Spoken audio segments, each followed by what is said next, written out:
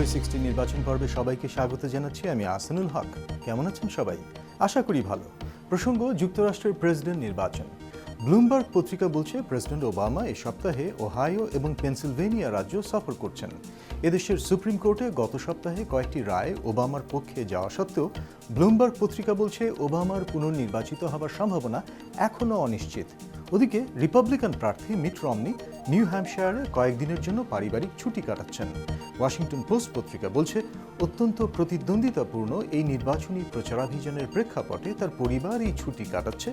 Daily beast নামের একটি website বলছে রমনির প্রচারাভিযানে অর্থনীতির দিকে এতটা বেশি নজর দেওয়া হচ্ছে যে আন্তর্জাতিক রাজনীতির ঘটনাপ্রবাহ সম্পর্কে প্রতিক্রিয়া দেবার মতো কোনো ঊর্ধ্বতন কর্মকর্তা তার দলে নেই।